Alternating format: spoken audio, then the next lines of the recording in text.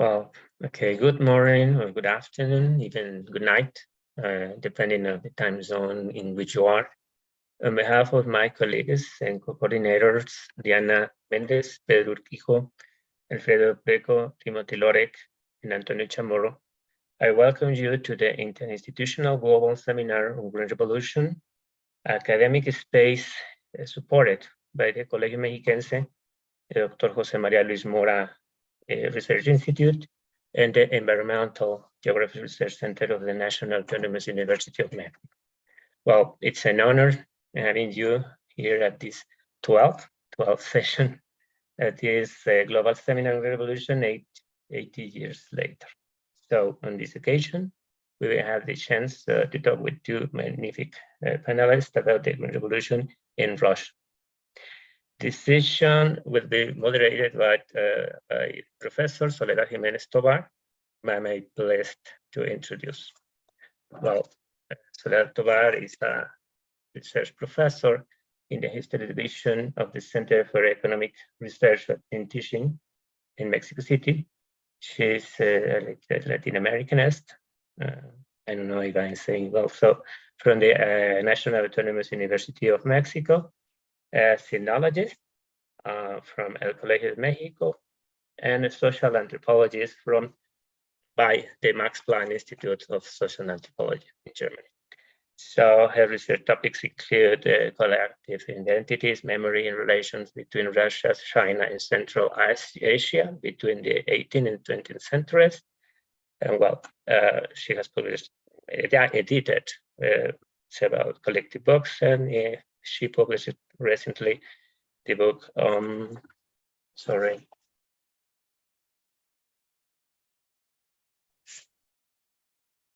the book Russian Manifesto, Chronicle of a Logocide.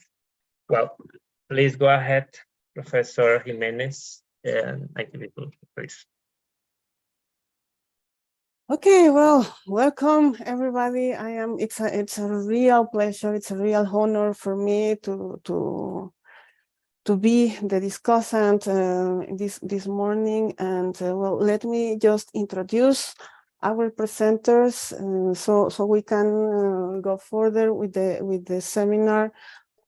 Maybe it's easier if I present you both presenters and then we just let them to give their speech.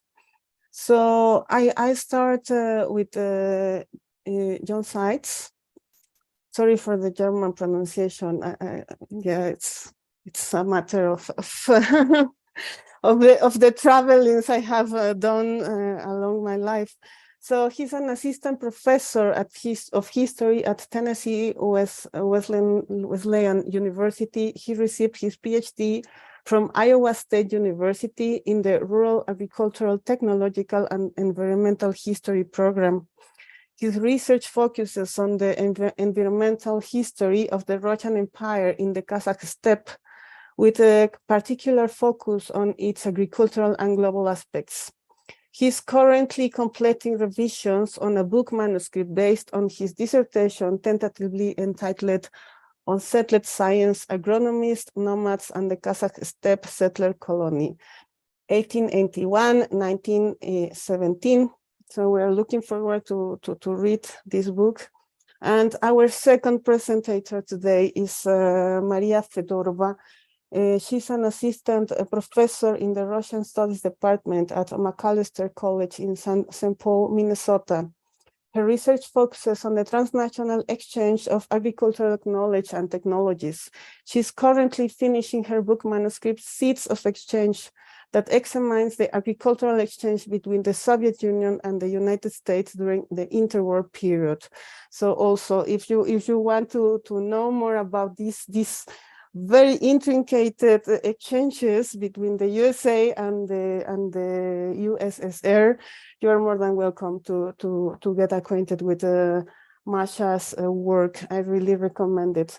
So, as you know, each of the presenters today have from 20 to 25 minutes to give their speech, and afterwards we are going to have a brief discussion with the public today. So please, Jack, go ahead. We're really excited to listen your presentation. Thank you. Great to be here today, and appreciate all the work that's done in this whole series of things together. So I want to begin in maybe a strange place that maybe Masha will like to put a tone to the period. But I want to start in 1955 when a agricultural scientist by the name of Soledad Jiménez was the founding head of the first experimental farm established all the way back in the imperial period of 1907. He came back to the steppe for the first time since he left on the eve of the First World War as part of the upcoming Virgin Lands campaign. And during that trip, he visited a collective farm, the Hojos, which was not very far from where he established his first experimental farm. It was home to about 150 families.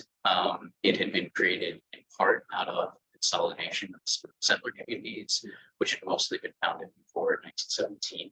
The chairman of the farm was a guy named Grigory Oleynikov, who actually Chayanov had met back in 1909, and they both were working in the region. So when Chayanov arrived in 1955, he recounts in the conclusion of a book that he was writing to offer support for Khrushchev's Virgin Lands campaign. And he described the Stalin Hojos in glowing terms. He said that the farm had over $1 million ruble profit. It had several well-built buildings that had livestock. The Kolkhoz members had a club, a library, and he was very keen to note that the Kolkhoz had 200 head of dairy cattle that were milked not by hand, but with machines in new purpose-built milking barns. He also said that the farm kept 2 years of fodder in reserve in case of drought or crop failure. Now, what's interesting, Jack, sorry for interrupting you, but we are having some issues with your mic. Could you please fix it, or you have? I'm not sure I can. As I said, they. Okay, now you are listening you better. Maybe if you come closer to your mic of your computer. Yes. Yeah. Okay. Thanks. So what's interesting, even though this is a Soviet project, the things that Chayanov was most excited about, right? A profitable farm, new technology, large-scale agriculture, and the kind of education and cultureness of rural peasants. These were really the same hopes and desires that he had when he was working as a Tsarist era official a half century earlier. And it's easy to see how he and Oleynikov could really be very excited about changes that they'd seen in the steppe over this period. And in commenting on the prosperity of the community, Chayanov told a story about how he walked through the village one night after he had given a lecture at the village hall. And on the walk, he noticed that no one in the village locked their doors. And when he asked Oleynikov about this, the chairman of the village replied, "We all have enough. There is no reason for theft." Now, Oleynikov might not have really realized this wasn't entirely true, but this declaration, I think, obscures some kind of more complicated and perhaps even darker truths here. The reality is that the theft had already occurred. Over 2 centuries of Russian and Soviet rule on the steppe, a lot had been stolen from the Kazakhs, including the very land on which they were standing. Now, I'm not so much focused on the actual process of theft of land as others. What I'm interested in is how that theft, or how this dispossession was aided and abetted by new agricultural science and technology, which interestingly contains its own potential intellectual theft within it, right? That imperial officials took knowledge from Kazakhs, took knowledge from peasant farmers about how to raise food in this challenging steppe environment.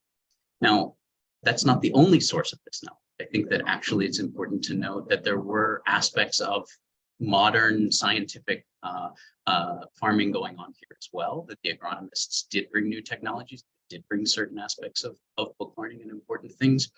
But it's based as much on opportunity, contingency, as it was any kind of like solidified idea of what science really meant. So in trying to understand this, of how this new technology, kind of a handmaiden of Kazakh dispossession settlement, I'm interested in seeing the interaction between agricultural scientists, nomads, peasant settlers, but also the environment, which plays a really important role in all of this. In a lot of ways, all four of those are at odds with them. They have different visions, different ideas about how best to make this settler project work, or maybe not work at various times. So this project then, which is very much driven by assumptions about the moral superiority of European farming, of European peoples, certainly a superiority of sedentary farming over nomadization and mobility, do in a lot of ways eventually win out, but they also face a lot of challenges, and that those challenges and obstacles force all of these groups to revise their plans and to incorporate certain aspects of either the environment or of peasant or Kazakh knowledge in the solutions to that. So rather than thinking this is a kind of a high modernism imprint, I think that those plans are there and those assumptions are there. But that's not the only part of the story. And also what's interesting to me, and something I'm still a little unsure of, is like, what is the appeal so much of this idea that sedentary farming is what should happen step? Because even in spite of all the various challenges, many settlers returning, droughts, famines, etc., they just keep pushing forward with it. And so there seems to be something really compelling in these ideas.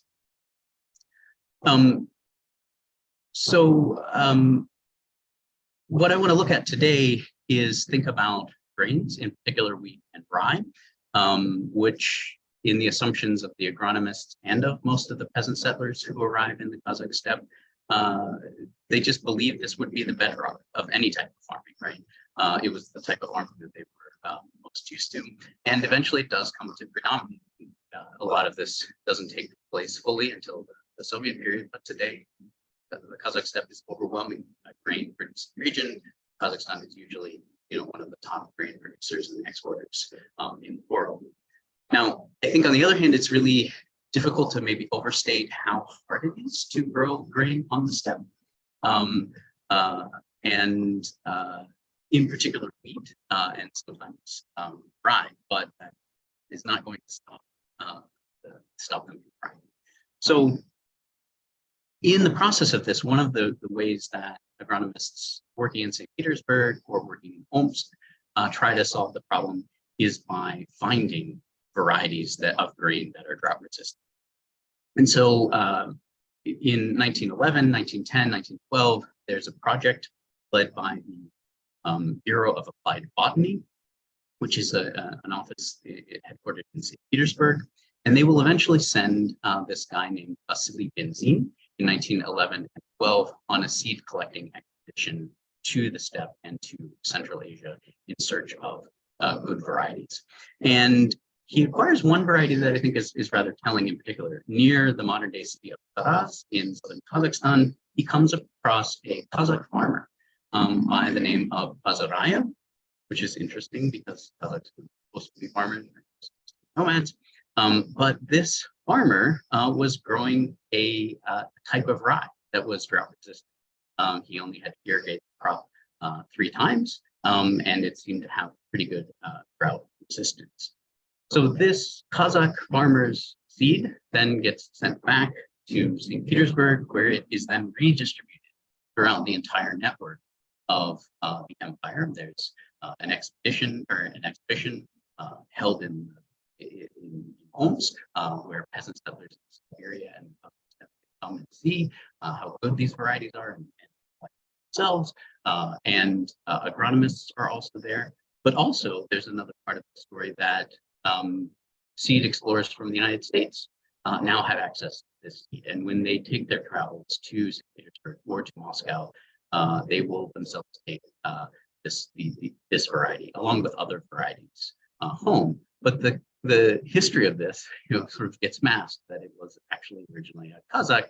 It's not actually a seed developed by these agronomists. They're the ones who gather it. And so that, I think, should muddy a little bit our picture of what this imperial agronomy looked like in practice. So while the center is kind of naming, it's also constantly collecting, appropriating all of these various types of knowledge in the process of encouraging further settlement, right? That these seeds are drought resistant and they will help more settlers stay on the steppe. Not only that, when they're taken to other settler colonies in the United States, Canada, or Australia, the seed also will potentially play a role there of helping those farmers, those settlers, dispossess indigenous people and settle those regions as well. Now, that I think is interesting in terms of this kind of global aspect of settler colonialism, but also the person of benzene holds, I think, an interesting role here as well. He would publish a study about rye crop, about rye in all arid regions, which is then translated and taken up across the world. So the actual seed is, but also his knowledge is. And in 1917, he leaves after the revolution. He goes first to Czechoslovakia, where he's involved in various corn, maize breeding projects. He eventually comes to the United States, where he's involved in another 2 settlement projects. The first is called the Slavic American Colonization Company, which tried out some settlement projects in Texas and Mexico. And later, he also similar plant research all the way up to Alaska. So this kind of working in all these various environments, in addition to his work, I think is rather interesting, right? It's not just though the person advancing settlement in several different places. I think that could hide some things. What we also see is that while we think of the late 19th, early 20th century as very much a competition with the empire, which certainly was happening. In particular, the Russian Empire and the US were battling it out for dominance in the grain market. The scientists were actually helping each other out, which I think will have some interesting corollaries when we talk about the 20th century and what Masha has to tell us about. All of these kind of pieces of knowledge production, of knowledge rolled into this greater project, tied in with its Russian imperial bureaucracy, I think can really cause us to see some interesting aspects of it, while also kind of keeping at the center of our understanding of this process some kind of realization that the compelling project, in addition to this weird obsession maybe that these agronomists have with settlement as being preferable to nomadism, is really, I think, at the foreground of it, although the way this ends up playing out in reality, I think ends up being a little bit more complicated. I think I'll leave things there, and let us hear from Masha. Okay, thank you very much, Jack. So Masha, please go ahead. Oh, thank you very much. Yeah, Jack and I we work on the similar topics and ask similar questions, though I do not focus as much on the environment. I focus much more on like hunger and food insecurity issues, but it's also interrelated. So I'm happy to pick up the story in 1917 and then continue. So before I do that, I just wanted to thank Antonio, who's here right now, for inviting me to participate in this seminar. And that was a couple of years ago, right? When you were just planning it. And at that point, I was like, what? I do not really do the Green Revolution. That kind of happened much later, right? But as I was thinking about the themes, and the kind of the long Green Revolution, those themes of modernization, technology, and this belief, the ultimate belief in the power of technology, exchanges, global effects, all this, I'm like, yes, I'll work on these things too. So yeah, I will happy, to share and to contribute and to learn from this community of scholars. So I will share my screen with you. I tested it, should be working. So let's see. Okay. And like that. Is it working, Soledad? Yes, yes, it's working. Wonderful. So I think I will start from like afar, saying that agriculture has always played an integral role in helping humankind to survive. So for thousands of years, cultivating land meant to provide food, clothing, and even heating for people. So cultivating the land, however, had been hard labor that historically only active and able-bodied part of the population could perform. In addition to being so labor-intensive, agriculture has been viewed as an unpredictable and unstable venture where humans, their skills, knowledge, and technologies were not only the factors in determining the success of future harvests, but also environmental factors, climate change, natural disasters were all part of this story. So like Jack, I'm also interested in droughts and drought-resistant crops. So, and drought is one of those most complex and severe weather-related natural disasters that have detrimental short-term and long-term effects on food insecurity, forced migration, social instability, not only on a local, but also on a global level. So over the course of many centuries, new knowledge and technologies and state policies were developed, to fight this condition, to find solutions to droughts. And especially in the 20th century, we see this process. So why was it particularly relevant in the 20th century? Because we know droughts have happened, since the beginning, of like a long time ago. So the 20th century is unique in terms of state policies that were developed to do so, to fight the droughts. So droughts became a problem not only on like a local level, but it became a problem of a national and international security. So state scientists, farmers all came to the understanding that these kind of questions have to be solved not only on the local, but also on the national and international level.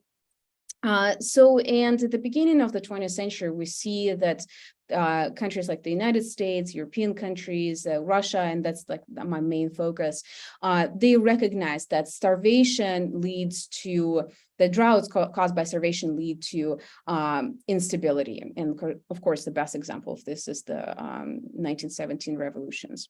So just before I delve into the history of the interwar agriculture, I will quickly give some major characteristics of climate on the territory of European Russia that I focus on. So that territory of European Russia is not endowed with the best climate for agricultural production. The most typical climate in European Russia is continental and humid continental, marked by at least some precipitation year-round with cool summers, cold winters, and short growing season. Drought is an inevitable feature of the atmospheric circulation over the main agricultural zone in Russia. Droughts occur in this part when a mass of dry Arctic air invades European Russia and forms this anticyclone. And these conditions can be worsened by another anticyclone that comes from the Azores Islands. And at first it's very humid, but by the time it gets to Russia, it becomes very dry and brings heat and dry winds. So in Russia, droughts are divided into three groups based on their main geographical locations, central, southern, and eastern.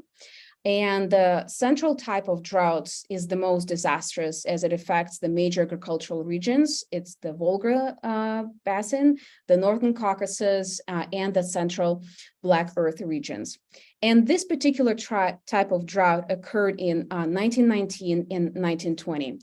Combined with other political and economic factors, drought led to one of the most devastating famines in Soviet history that took the lives of more than 5 million people.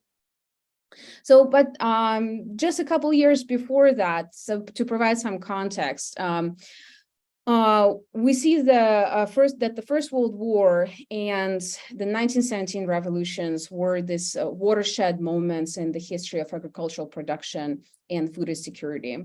The First World War devastated Europe's agricultural landscapes and transportation networks, demonstrating that successfully marshaling food resources was not only the difference between victory and defeat on the battlefield, but also the difference between political instability and social upheaval. In this way, the Russian Revolution served as a cautionary tale, and feeding populations in order to protect democracies became paramount. As such, policymakers, scientists, and farmers engaged in debates over the future of agriculture and debates on how to prevent future famines. So when the Russian Empire entered the First World War, like Jack was talking about, it was one of the main competitors on the world agricultural market. It was the leading grain exporter. In fact, over 70% of all export revenue in Russia was derived from grain. Yet by 1916, the country was unable to feed itself, exacerbated by military defeats, the collapse of transportation networks. Food shortages led to a series of disturbances that then led to the Russian revolutions.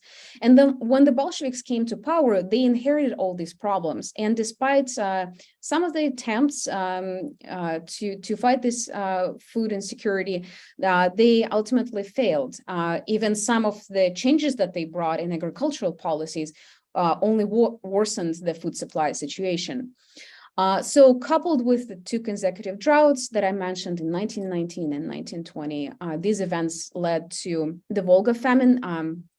And you see on the left, the image in the pink area is the area of famine. So the Volga famine was particularly devastating for the Volga basin and those areas of Samara, Kazan, Saratov, and Tsaritsyn. The horrors of the famine included mass open graves, epidemics, cannibalism. And while the Soviet state tried to organize relief, it just didn't have enough resources to do so. So it indirectly appealed to the international community for humanitarian aid. And aid came from the United States. On the right, you see the image. It's a poster created by the American Relief Administration, which is, I translated quite loosely, basically America aids the hungry in Russia. So, but across the Atlantic, the American farmers were also experiencing their own problems on the farm, because prices on corn and wheat were plummeting in 1921, and farmers who took a lot of credit during the World War I suffered from overproduction and unpaid debt. So by aiding the Soviets, American farmers were also helping themselves. So, but Lenin and the Bolsheviks were not merely interested in American charity. They also wanted to modernize Soviet agriculture and return it to its pre-war glory. And one of the way to do so was through seeds. So the Soviet state perceived seeds as a valuable technology, like Jack also showed it to us. Even like that is a tradition, that existed before the creation of the Soviet state. But the Soviet state sought to create favorable conditions for the development of seed studies. And in pursuing these goals, the People's Commissariat of Agriculture and Soviet scientists modeled their efforts after the rapid developments of such programs in the United States and in European countries. And they used international networks of agricultural exchange to obtain seeds for Soviet experimentation.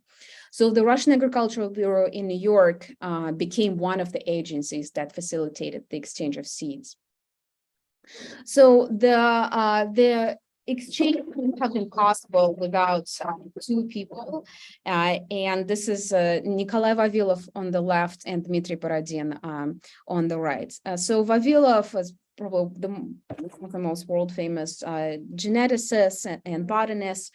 He believed that the development of Soviet agricultural science, including selection and plant breeding, had to rely not only on domestic efforts, but also on international, particularly American expertise. And Vavilov found lots of similarities between the United States and the Soviet Union, and hoped to introduce American seeds to Soviet agriculture. In 1921, he traveled to the United States, and there he met Dmitry Borodin. Borodin emigrated a year before, and he was a Russian entomologist. He was known for his remarkable ability to network and to find friends and contacts and to write to many, many people. He successfully established close relationships with the U.S. Department of Agriculture, as well as agricultural colleges. And so Vavilov established this friendship with Borodin, in part because of his networking skills and the ability to organize work. So to develop this seed exchange, Vavilov and Borodin utilized their networks and connections. Here's at the bottom of the screen, you can see the map of Vavilov's correspondence with multiple American agricultural experts and scientists. So you can see that's like all over the place. So he wrote a lot, asking them to send samples of seeds for crop, garden, and decorative cultivation. So receiving these seeds was very important for Soviet plant breeders because they were getting more than just seeds. They were getting access to the results of American plant breeding work. So in this case, seeds become not only this kind of biological product, right, but also a vehicle of scientific, intellectual, and technological research. So Vavilov and Borodin highly valued the work of American experiment stations, but not only for their own experiments, but also for the extensive and well-established network of professional contacts in other parts of the world. So Borodin and Vavilov sought to utilize this network to get seeds from all the world. And you can see this blue dots is where the seeds were going back to the United States, and then Vavilov would request seeds through the Russian Agricultural Bureau.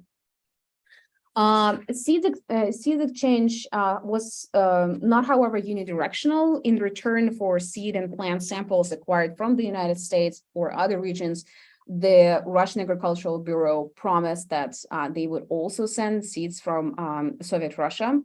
As for local stations in Soviet Russia, they often asked the Bureau for specific seeds and plant samples for their experimental work, and in some cases, sending agents directly to Leningrad at that time with their requests.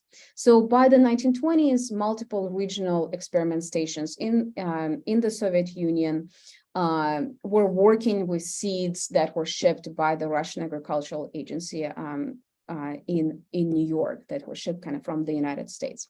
This work, though, did not last long. By the late 1920s, the Bureau was taken over by Soviet authorities. It was put under the control of the Soviet Trade Agency in the United States, the American Trading Corporation. The closure of the Bureau did not signify a break in establishing relations between the Soviet plant breeders and the international scientific community.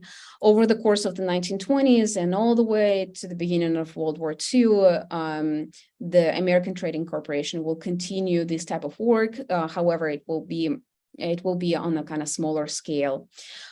So in doing so, Amtor continued to rely on scientific networks, particularly the relationship with the USDA that Vavilov's bureau in New York sort of developed in the first 6 years of its existence in the early 1920s.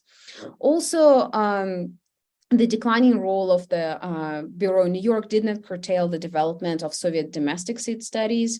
The Soviet state continued to view seeds as a technology of state importance.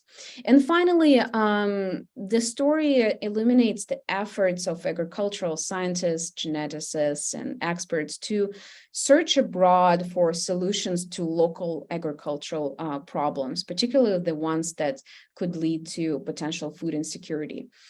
So in the 1920s, many experts around the globe believed that the agricultural economy was facing a deep crisis, and they believed that seeds and plant breeding offered a potential solution to preventing future famines.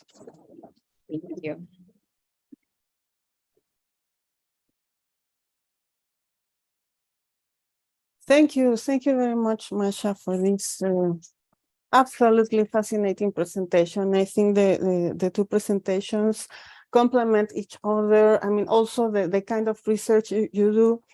And well, let me share some data that I got from my own field work in the steppe in the border between Kazakhstan and Kyrgyzstan, and this is where I lived for 1.5 years. And let me comment you on the work of Natalia Rizhova, who has a very big project on she wants to write the history of production of soybean in the Soviet Union. Yes, it's a wonderful, fascinating project. And well, she approached me asking about something that was called Dungan soybean. So because this is more for the public listening right now. I'm sure that you guys know it. So in Central Asia, before 1917 revolution, there were some revolts in 1916. So in Central Asia, Dungans were Sinophone Muslims. I mean, Muslims that speak Chinese and came to the Russian Empire during the last third of the 19th century, running away from Qing Empire. So I mean, it's a very long story. I'm not going to go into the details of it, but one of the roles that Dungans might have played in that rebellion in 1916 was also about this food security or insecurity, as you want to see it, because they are farmers. So I think Dungan case is also interesting in terms of comparison of what you are saying regarding the contact between agriculturalists or agricultural studies in the Soviet Union and in the USA. Because, I mean, they are not originally from the Russian Empire, these Dungan people. Anyway, they brought also some techniques of practicing agriculture, but different techniques than the ones that Slavs coming to my region had. So actually, Dungan agricultural practices happen to be more friendly towards the environment at that moment. And even though people around, even Slavs, Russians, were very interested in learning Dungan techniques, Dungans didn't want to share them. So something that for Dungans was important was not sharing these techniques and also not sharing their seeds, because they brought the seeds from China, and these seeds adapted much better to the steppe than the ones that brought the Russians. So what Dungans told me about the 1916 rebellion is that many people tried to get these seeds, argumenting that this was for seed research and so on, but Dungans refused to share that. And they told me that they don't know who exactly did that, but some of these seeds disappeared from the research they had. So this is one thing that, of course, needs to be further investigated, but I think it might be an interesting point in common with your research, guys, because it's South Kazakhstan. It's not what I mean. It's not the Tselina program in the north, but anyway, it's also interesting. And but however, Dungans found a way to keep safe. This is the word they used. I mean, to keep safe these seeds. And they made a bank of seeds in Karakol area, because for Dungans it was not only about the seeds, but also about the soil. And this combination, the seeds and the soil, this interaction, this sense of harmony between the seed and the soil was very important in Dungan cosmovision. It's a matter of cosmovision. I mean, it has a religious dimension and so on, and it has to do also, but it has to do with identities. I mean, it's you also keep your seeds because it's the seeds that your forebears brought together, and you cannot let these seeds to get contaminated with the local seeds. So it's also about letting your forebears to be alive together with you while you are practicing agriculture. So what I would like to ask you both with this very short introduction to Dungan studies, and I mean that allows me to tell everyone how cool Dungan people are. Please do research on them. One question I have is, what about other places? I mean, I know the 1920s is very early moment, and China in that moment is very, I mean, it's a chaos. It's just a chaos, China at that moment. But was there any kind of project of doing seed research also co-joined with between the the USSR and well, at that moment it was the Republic of China, and when communists came, then the things get a bit more complicated, but let's not go there. I mean, let's stay in the 1920s. Was there any kind of project of doing such a joint research? That is one question. And I know that in 19th century there was the initiative. And it was not only about, I mean, it included seed research, but it also included ethnography. And actually the Soviet, or what was later Soviet ethnography, had as first field site China, especially Manchuria. So this is a second question I would have. I mean, you are doing research more on the European side of Russia, but Manchuria was also there, and it's very important at that specific period. So what did they do with Manchuria? I mean, the seeds from Manchuria were also interesting for Soviet authorities, or not, or Russian authorities, depending the moment in we're talking about. And the third question is, in this, is there should be, I mean, these seeds that were sent to the USA, did the Americans have the knowledge of where these seeds came exactly from? I mean, in your paper, Jack, the one you share for preparing the session, you speak about alfalfa, and even coined the term that I love, the alfalfa stand. So is there, I mean, was there utopian thinking of alfalfa stand as such once coming to the USA, for example?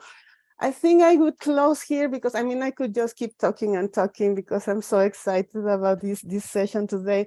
So I shut up, and then I let you reply, so we can go further with the questions by the public. Jack, do you want to tackle the Chinese question? Okay, so that, like, as you mentioned, you know, because I focus on the European part of Russia, so China was, you know, while I was doing research, you know, the China and Manchuria, their territory was just not my focus. So, and thus I did not encounter any sources. However, it doesn't mean that there are not any contacts. I bet that they were, because I know that the Soviets were actively looking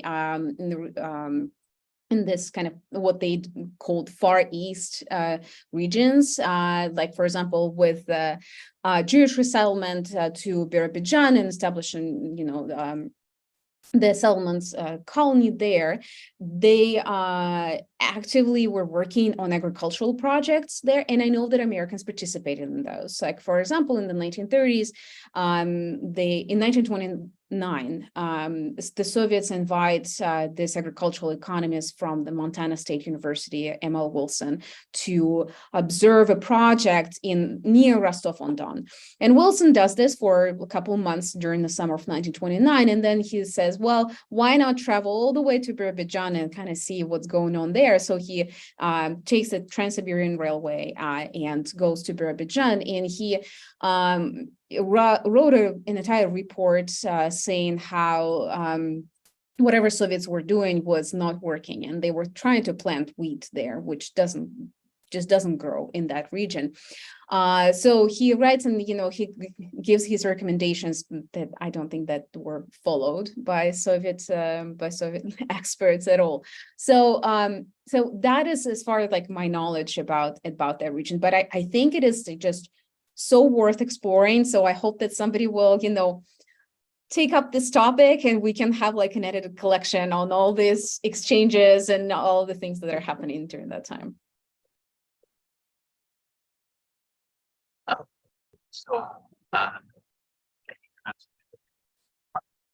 Could you come close to your mic, because we're having this thing with the sound? Yeah.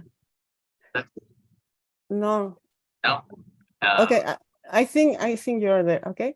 Try. So I think you're absolutely right to be focusing on China and Manchuria.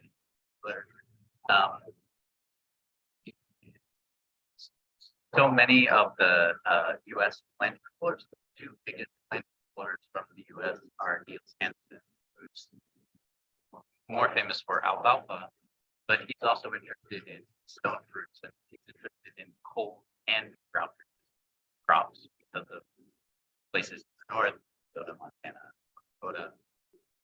And Frank Meyer is the other really famous plant explorer from the U.S. And they all go to Central Asia, and they all also go to China, and in particular, Frank Meyer, I think he died in China. So that history, you're absolutely right, is very long and goes beyond wheat, goes beyond stone fruits, ornamental plants are also, all kinds of, still today, all kinds of ornamental plants are from that part of the world. So it's a long history, and I didn't know about the tie-in with Soviet and U.S. scientists, kind of Manchuria adjacent. That's interesting.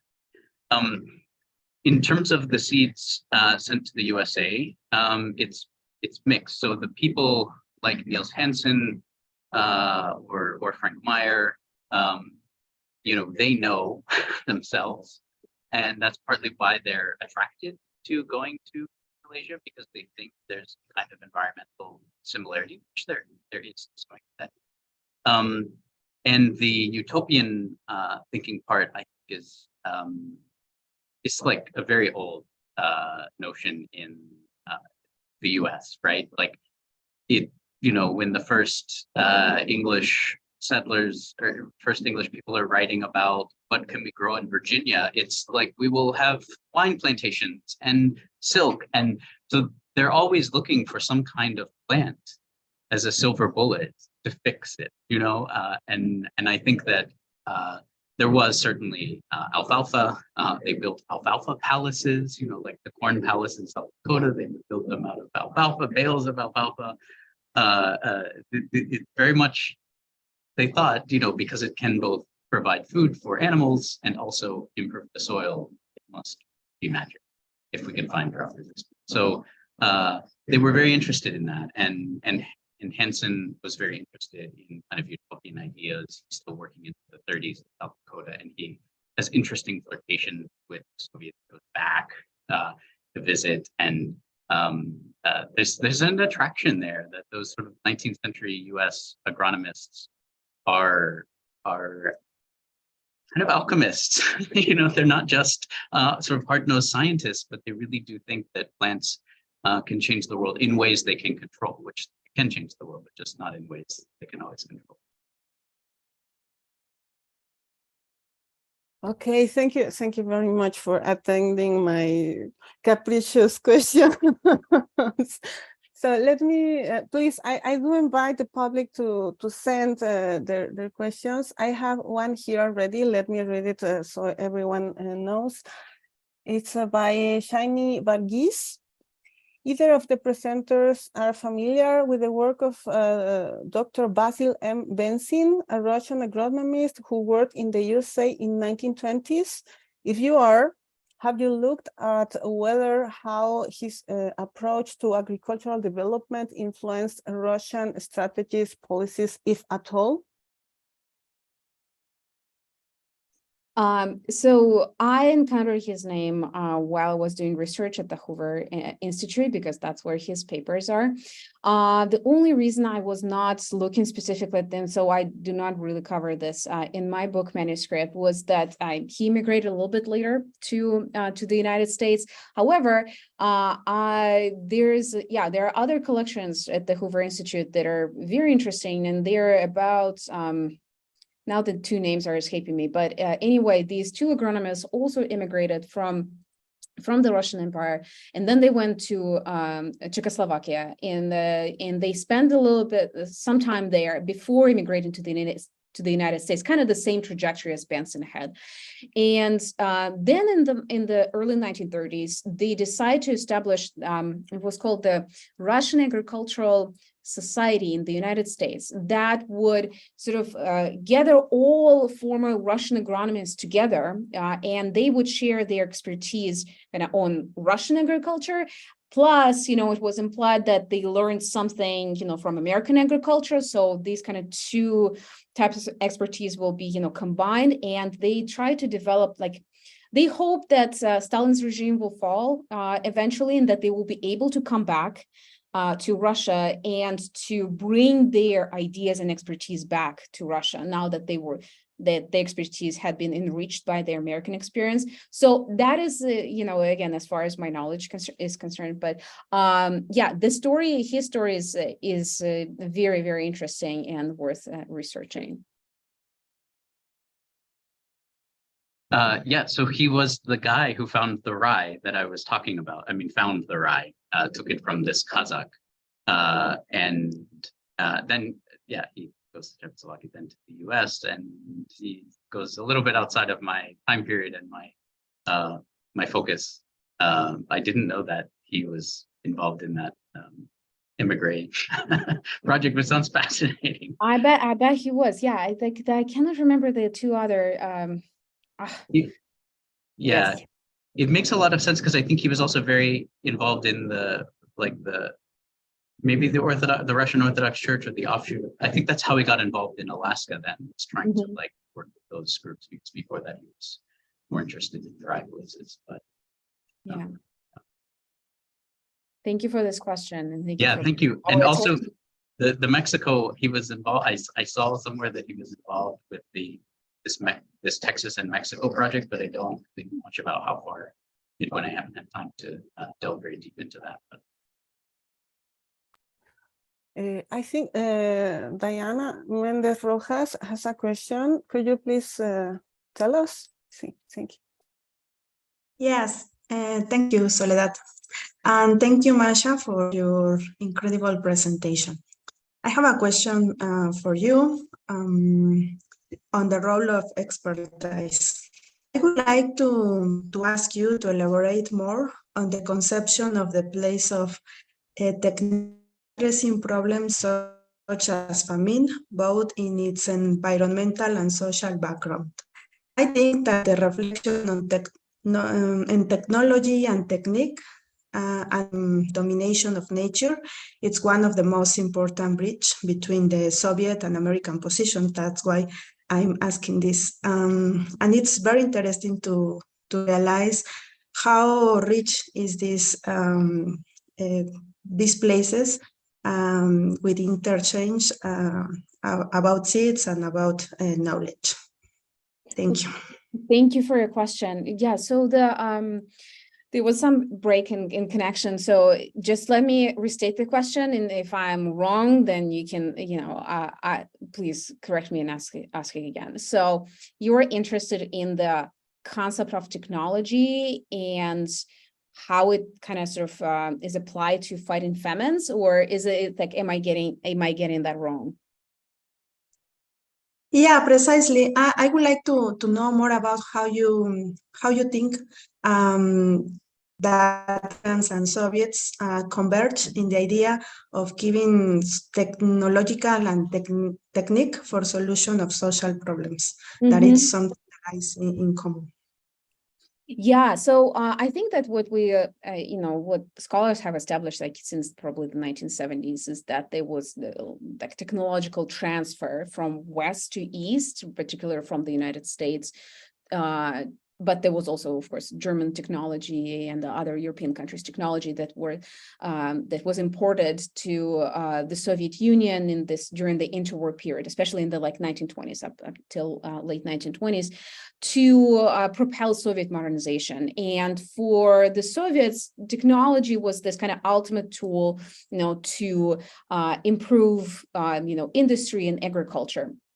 Right. So, and when we think about that, we think, okay, then that's only a one way of transfer this technology. And but what if we look not only like at, say, tractors and agricultural implements, or what if we look at seeds? And that's where I'm thinking about seeds as a technology too. So like expanding our understanding of technology.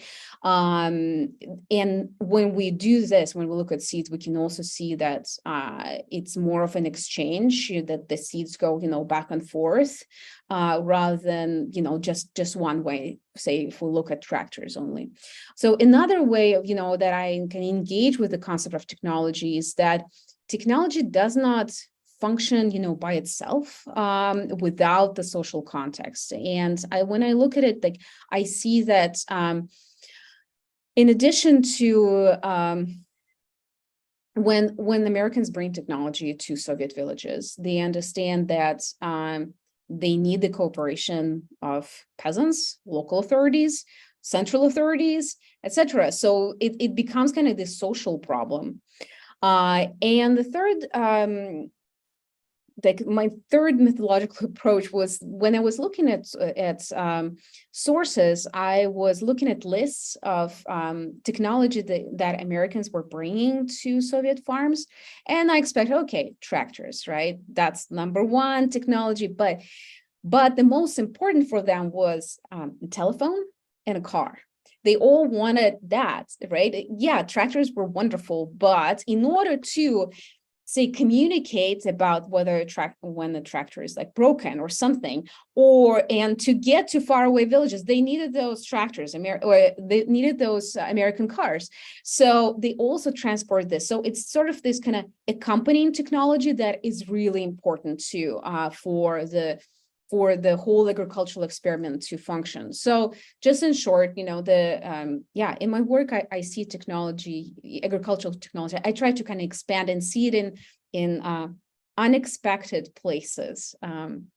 So hope I address your question. Jack, do you want to add something to this reply? Yeah.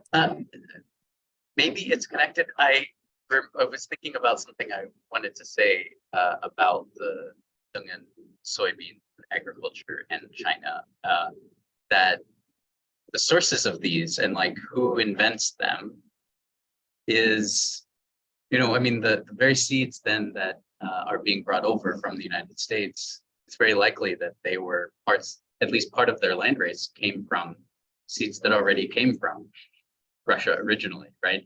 In the previous time period, maybe from Mennonite farmers, right? Like all of the red turtle wheats and things like that. And just to sort of connect that, a lot of the names that they give, now naming is always difficult because, you give it a name and then everyone's like, oh, it must come from China because it has the name China in it. But many of the varieties that they were collecting in this earlier period had names, either Kitaiskaya of something or Sinuska. It's like some version of the word China in it, and that makes a lot of sense that at least at some point they circulated through China, and that the people who got them in the steppe or in south of Kazakhstan had from those places. So I think that what Masha's saying with this like technology transformation, that these things are cycling, right? That this is not east-west or west-east.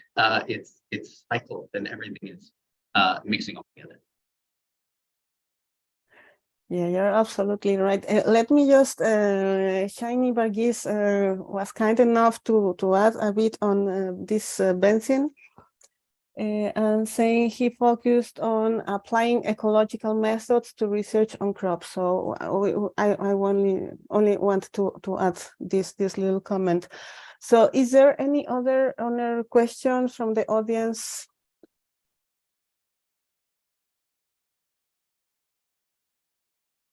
Well, it's not properly a question, it's maybe a bit more thinking together.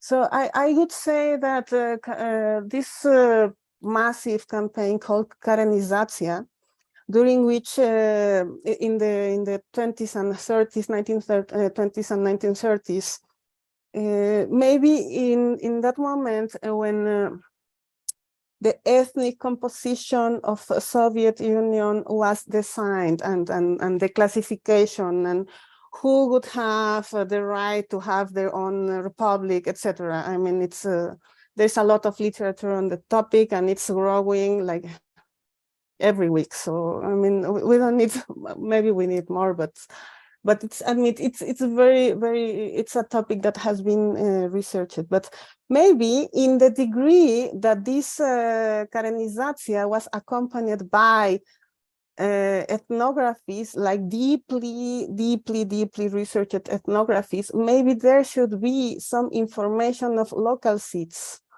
So my question is, have you had a look to these ethnographies written during Karenizacja? And well, because maybe there should be something there. I mean, Dungans told me that they were asked about the seeds during these campaigns, but of course they didn't say anything, because I mean, for them it's just like their treasure.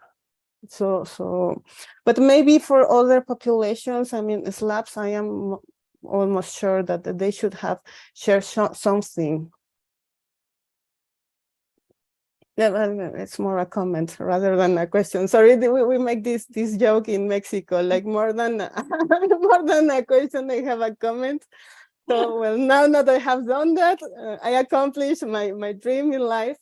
So if there is no other questions, maybe I can pass the mic to Netza. Oh, Netza, please. Well, I was enjoying only hearing your splendid presentations. And well, these comments and questions are more, they measure more of my lack of knowledge about the history of Russia.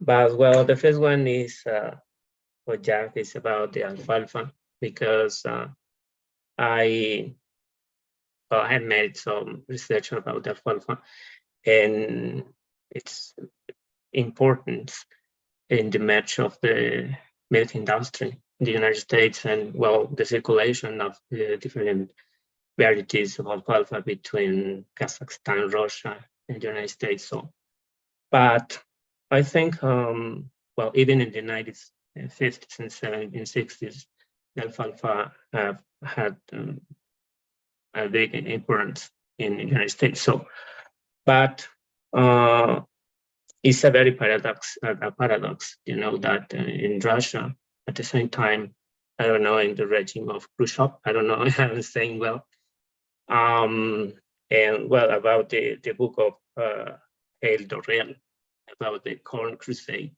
you know, the corn is the best forage, you know, for feeding the cattle. I don't know if you can do a comparison between two moments, you know, in the history of forages of the world, not only of Russia, but also United States, and after that in Mexico and the global South. So, and well, for Masha, I was thinking, and and the problem of drought and the seed improvement, the drought and the famine, and etc.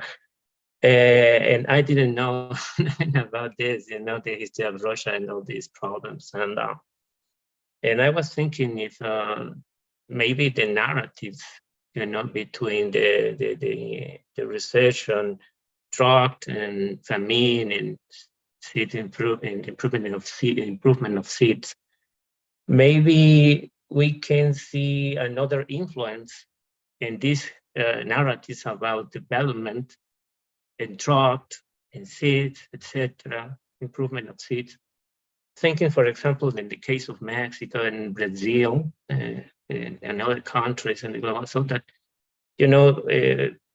it seems that the only influence is the United States, and maybe we can think in other influences, in other narratives, maybe in the building of the idea of development. And well, the another idea is you can tell us more about Lysenko, so, because yes, I know a little about Lysenko only because I booked here in Mexico, and it seems like with Lysenko, it closed an epoch of the networks that you told us about, and it may be, and I'm not sure, because here in Mexico, I think, and there were several scientists that I think, in my personal point of view, were influenced by these ideas of the plant breeding during the age of Lysenko or the Lysenko era. So I don't know, how can I say that, and what that's all. Thank you.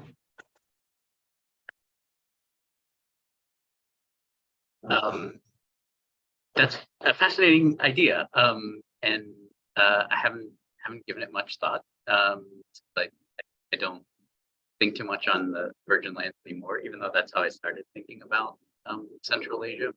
The one thing I guess is maybe an interesting corollary is that when in the early 20th century, there's all of this, these back and forth letters between different Russian imperial agronomists, so upset that we are exporting all of this alfalfa seed to the United States so that they can grow it there and improve it and improve their land. And we have it growing literally wild. It grows wild in steppe in places. And we can't get our farmers to grow it.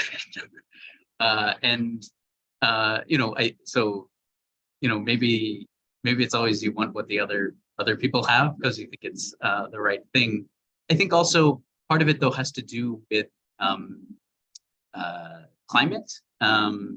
The sort of idea is that, and this comes from the notion that's very, very old, that alfalfa comes from Iran, which it probably does, but that's a place of irrigation and a place of very, very dry, irrigated environments. And alfalfa does grow well if you can get it water in those environments. And so since the places that, the corn was the Virgin Lands was about taking wheat out of the best land in Ukraine or those places on the map that Masha showed us, and planting corn there, and then replacing barren land in the Kazakh steppe with wheat that used to be grown in Ukraine. So that's why we have twice as much. So I think for that reason, it is partly why those assumptions get made about corn being the better fodder, because if it's in very fertile ground, it will grow really well, where alfalfa, since it fixes nitrogen, will theoretically improve the soil. So it's a place for South Dakota or Arizona where you have irrigation or bad soils, and corn is a place for good soils. But there's the same spirit of boosterism, right? That this one plant will fix our solutions or fix the world, and the solution is more meat. right? Which is also, there was a question about environmental impacts of technology. This is an interesting assumption there, that like this is what will mark us out as advanced and as forward.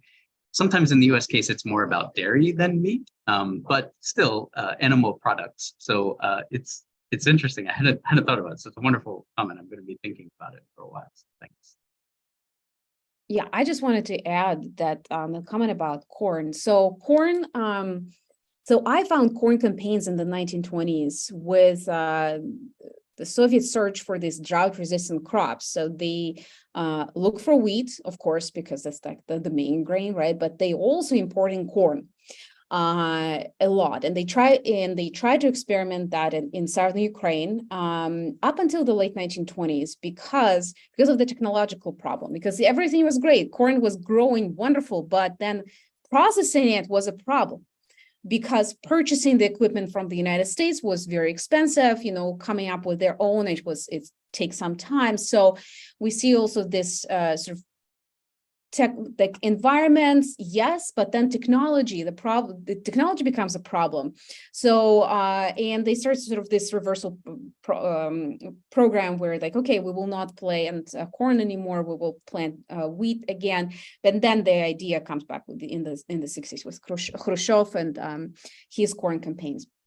So about the idea of the development, like my interest in this topic actually began with a series of books that I read on development, and one of them was The Hungry World, and these all the works were on the Cold War era, right? And it was about the United States policy.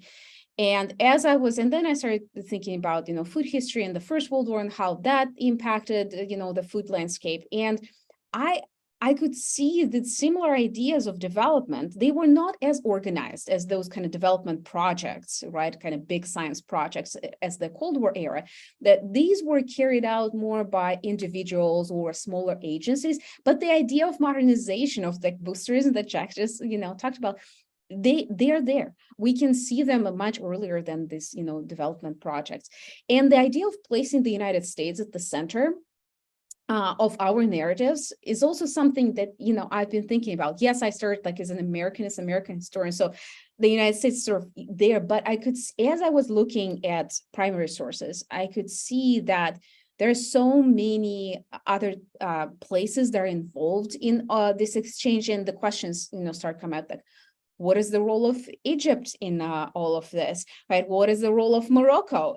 Because these seeds, they go to the United States, then they go to the Soviet Union. It's like, why not establish that direct link? And then Vavilov also becomes like the central figure, because he uses the United States, to sort of, he goes there, but then he goes down to Central America and he goes to, South America to do his expeditions. And so, yeah, I think that, and a lot of research has been done on him and his research interests and projects. So, but I think that the idea of like, let's decenter the United States and look at other places, I think is great.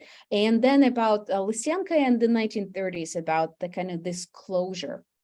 That's also a very interesting question. Lysyanka is not really prominent in my work at all. I see that the closure of this, it's not as about the closure of the exchange between the Soviets and Americans, as it's like sort of this transformation. In the 1930s, I see this new rhetoric where the Soviets begin with ideas like, look at the Great Depression, the United States. You see that we are doing much better than the United States in terms of agriculture. This is the official rhetoric, right? Nobody knows what is happening with collectivization, right?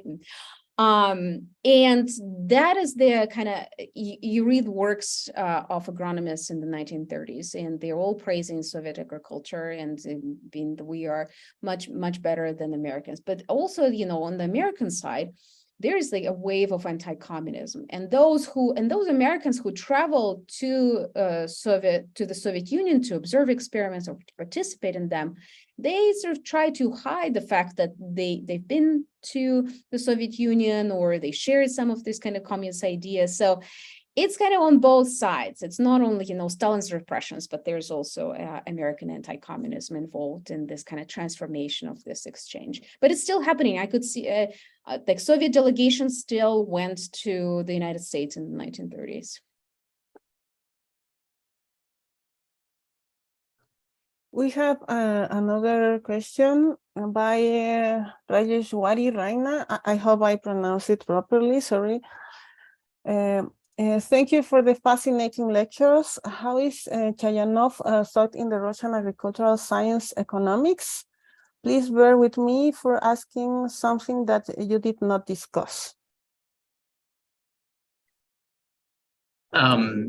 So this is the less famous of the Chayanov, right? The very famous, I think he's a cousin, gets Constantine. He, of course, gets purged for his pro-peasant attitudes.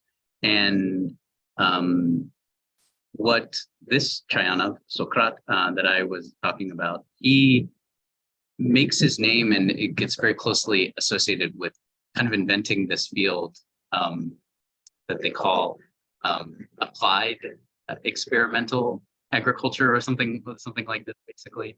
And so, his role in running these experimental farms, he runs one, I think first, eventually he ends up in Saratov.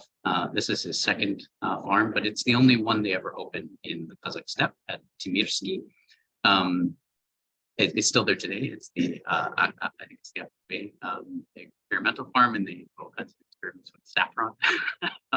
But yeah, he's not particularly famous, but he's important. He survives purges. He gets a job at a university teaching agronomy. He's relatively safe there. And so then he's quite old in the 50s when they bring him back to write this book.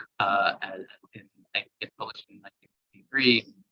About and it's got this introduction about this was my experience, and then the rest of it is kind of more dry sciencey stuff of like, this is what it will actually take for us to do this, and those kind of things. So I've never been able to get a good grasp on how significant that book was. It's not my main focus, but I found at least two different versions of it. He publishes some other texts throughout the 20s and 30s on, a lot of it actually is like studying US experimental farms and agronomic outreach. So he's a player in that. It's not the most famous thing to be one of these experimental farm scientists, but he's relatively well known in circles. Yeah, I will just add a couple of words on Sakrat, also Sakrat Chayanov. So he plays like some role in my narrative where he is, I think that he was the head of, he was not in the People's Commissariat of Agriculture, and either he was the head of this agricultural experiment, what you were talking about, right? So he works with these drought-resistant crops, and he talks about improved seeds in about 1921, 22, and he sees them as a tool to reach peasants, because peasants are not satisfied with the Bolshevik policies in the village, right? And he argues that instead of pushing for tractor implementation, and other kind of big changes, let's focus on improved seeds, because if we distribute seeds through state nurseries, that will benefit the state even more, and will create the relationship between the state and the peasant. So in this sense, seeds also become sort of this link, a vehicle between the state and peasants. Okay, thank you very much. Is there any other question from the audience? This is the last moment. Okay, let me see. We have one here. Oh, thank you.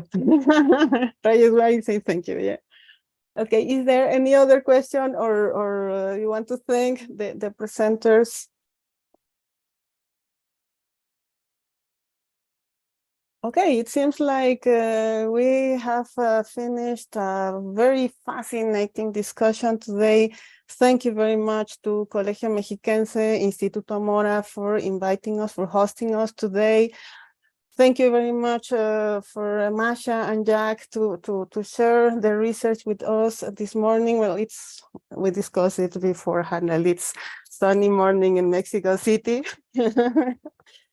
Yeah, so thank you very much.